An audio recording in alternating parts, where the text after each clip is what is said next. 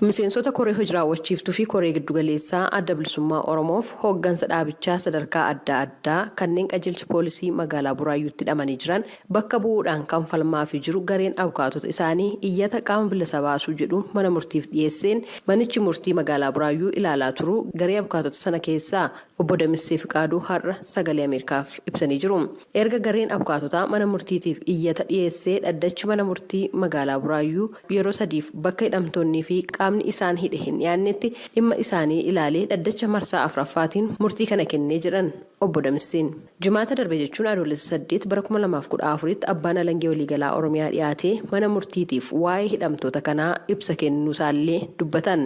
Iyyataa tokkoffaan kan ta'e Mikaa'el Baqqalaa jalmee yakkaa kanaan dura irratti qulqullaa'ee bu'uura seeraan falmii yakkaa keewwata 42tiin inni ittiin shakkame yakka jedhamee ittiin ibsuu hin danda'u jedhee galmee erga fudhee jedhee booda poolisiin akka gallakkisu ajaja barreessinee fi jennus poolisiin gaddisuu hin dandeenye kan jedhu deebii kennee jira abbaan alangaa.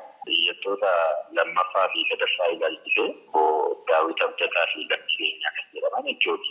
Yakkaan shakkamanii mana murtii waliigala Oromiyaatti himanni irratti hundaa'ee himata irratti hundaa'e kanaanii ragaan abbaa alangaa erga dhaga'anii jedhee booda yakki isaan ittiin himataman hin agarsiisu jedhee manni murtii bilisa gallakkisee poolisiidhaafis akka gallakkisu manni murtii ajaja dabarsisee poolisiitu aangoo isaatiin hidhee isaan tursiisee kaa'ee jira malee dhimmichi waan yakkaan isaan himachiisu tokkoyyuu hin jiru. Iyyataa afuraffaa Bogadaa Gabbisa wajjiniin wal qabatee yakki isaan kanaan duratti hin shakkaman abbaan alangaa galmee qoratee hin himachiisuu yakka jedhamuu hin danda'u kanaaf hin himachiisuu jennee irraa cufnee jirra. Poolisiidhaan gaddisuu jennaan poolisiin gallakkisuu dide. Kanaaf gama keenyaanii rakkoo gama kanaan jiru nun ilaallatu jedhee kan inni deebii kenne. Manni murtii magaalaa Buraayyuu dhaddacha adoolessa 11 bara 2014 ooleen hoogganoonni adda bilisummaa Oromoo kun akka hidhaarraa hiikaman murteessuusaas himan. Iyyanni iyyattoonni kun dhiyeeffatan karaa abukaatota isaanii fi nuti yakka tokko osoo hin dalagin yakkaan shakkamnee osoo hin jiraatin nama qulqulluu ta'anii osoo jirru poolisiin nuti jira waan ta'eef qaamni keenya bilisa haa ba'uu qaama iyyata qaama bilisa baasuu kana mana murtii nuufaa murteessuu jedhanii kan isaan jedhan bu'uuruma kanarra dhaabbatee fi manni murtii iyyattoonni kun yakka kamirree kan raawwanne ta'uu isaanii yakkaan kan hin shakkamne ta'uu isaanii poolisiin deebii kennuu dhiisuu isaatiif ragaadha. Abbaan alangaa immoo deebii gahaa kennee jira qaamni dhimmi ishee ilaallatu waan ta'eef iyyattoonni kun qaamni isaanii bilisa haa ba'uu jedhee kan inni murtii kenne. Hanga gabaasni kun qindaa'etti hoogganoonni adda bilisummaa Oromoo mana hidhaatii akka hiikaman manni murtii murteessee hin hiikamnee jiru abukaatoon isaanii obbo Damissee Fiqaaduu. Kanaan dura koomishiniin mirga namummaa Itoophiyaa miseensonni hooggansa adda bilisummaa Oromoo seeraan ala hidhamanii jiran hatattamaan hiikamanii jechuun warreen mana hidhaa qajeelcha poolisii magaalaa Buraayyuu keessa jiran maqaan ibsa keessaati kanneen amma murtii argatan. Jilli bakka buutuu Embasii Ameerikaa kan Finfinneetti argamu Ambaasaadder Tireesii Jaakobsaniitiin kan durfamu magaalaa seena qabeettii Gondar naannoo Amaaraa daawwachaa jira. Sagantaan daawwannaa jila kanaa mooraa baqattoota biyya ofii keessatti qeerraa buqqaanii kan dabaatillee ni dabalata. Ambaasaadder Tireesii hoogganoota mooraaf dubartoota biyya ofii keessatti qeerraa buqqaan waliin mari'atanii jiran. Gama biraatiin Yuunaayitid Isteetsi har'a deeggarsa rakkoo nyaataa Itoophiyaaf kan oolu $55 miliyoona dabalataa akka kennitu ta'uu beeksistee jirti jechuudhaan Asteer Misgaanaw gabaasteetti.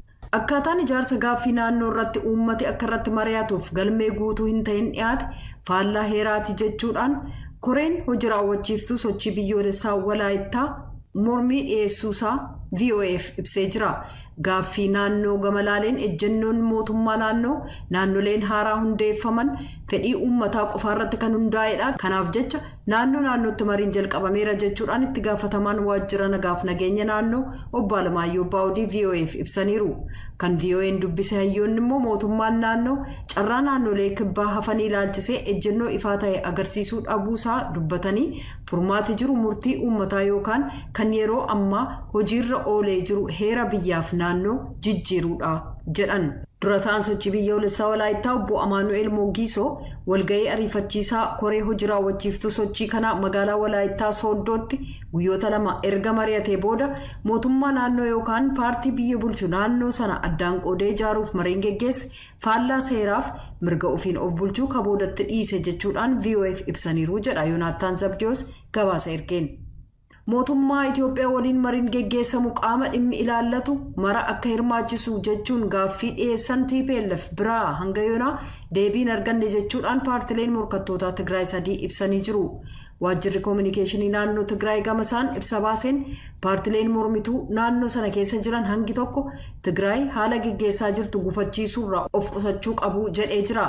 Paartileen kunis Saalsaay Wayyaanee Tigraay baayitoonaa akkasumas wuddumnaa xinnat Tigraay kanneen jedhaman yoo ta'an ibsa waloo baasaniin Tigraay fi Itoophiyaa gidduutti marii geggeessamu kan isaan ittiin jedhan gama Tigraayin adeemsi nageenyaa hunda hirmaachise akka jiraatu irra deddeebi'uun waamicha dhiyeessinus qaama simatuun arganne jedhaniiru. Qaama tokko qofti marii keessatti hirmaatu faallaa dantaa Tigraay qofaa utuu hin taane carraa hegeree uummatichaa balaaf saaxilaa jedhan. Waamichi mootummaan Itoophiyaa dhiyeessus dhiibbaa sadarkaa addunyaan kan ta'e waamicha nageenyaa shiraan guutame jechuudhaan himataniiru.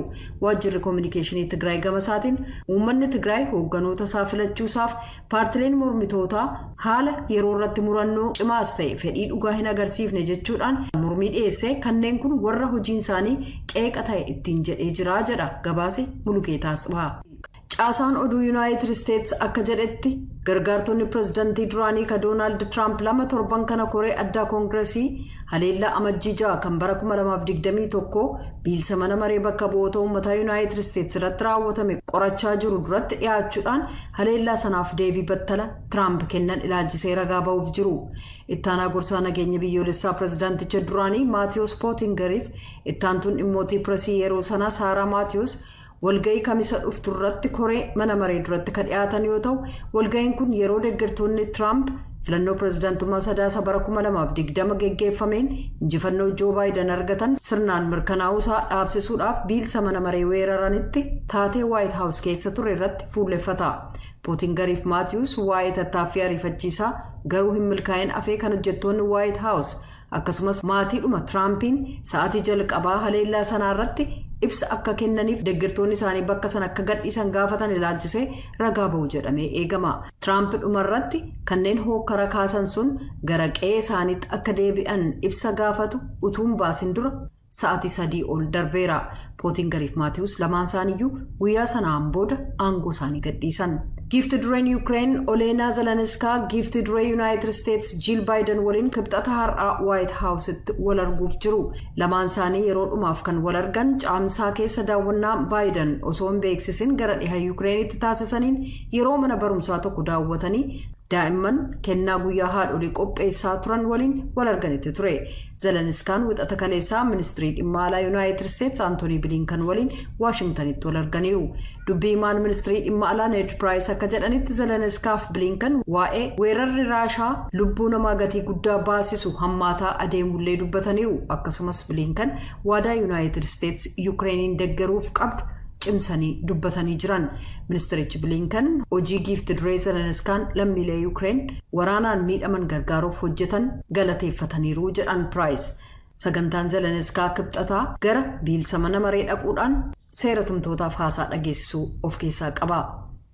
Pireezidaantiin Raashaa Vilaadimiir Puutiin kibxata darbe magaalaa galma mootummaa Iraan Teheraan ka seenan yoo ta'u pireezidaantii Turkii Recep Tayyip Erdogan waliin wal arguudhaan waa'ee waliigaltee buufata doonii Yuukireen irraa midhaan erguun deebi'ee jalqabu mari'achuuf jecha.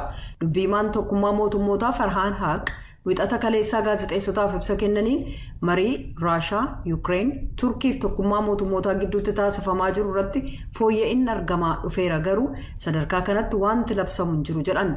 Muummichi barreessaan tokkummaa mootummootaa Antooniyoo Guuteres yoo barbaachisaa ta'e gara Istaanbulitti imaluuf qophii ta'uu himanii jiru. Guuteres wixata kaleessaa pireezidaantii Yuukireen Volodimiir Zeleniskii waliin bilbilaan haasa'uun marii geggeeffamaa jiru irratti mari'achuu isaanii tokkummaa mootummootaa beekseera. Ministiriin maallaqaa Yuunaayitid Isteetsi Jaanet Yeelen kibxata darbe boba'aa Raashaan alatti ergitu irratti gatiin akka daangeffamu ka gaafatan yoo ta'u biyyoonni waraana Raashaan Yuukireen irratti geggeessitu morman akka tokko ta'an gaafataniiru. kirkirri lafaa naannoo baadiyyaa fagoo Afgaanistaan raase yoo xiqqaate namoota 30 madeessuu aangawaan Taalibaan kibxata darbe himanii jiran. Kirkirri lafaa kun kan mudate naannoo kirkirri lafaa baatii darbe mudate namoota 100 lakkaa'aman du'uuf gaaga'ama bal'aa qaqqabsiise keessatti. Gabaasi kanaan dura ba'e akka jedhutti namoonni 10 madaaniiru. Daayirektarri dhaabbata oduu Taalibaan Baktahar Abdul Wahid Rayaan akka jedhanitti kirkirri lafaa kun aanaalee bulchiinsa Paakistaan bahaa 2 rukuteera.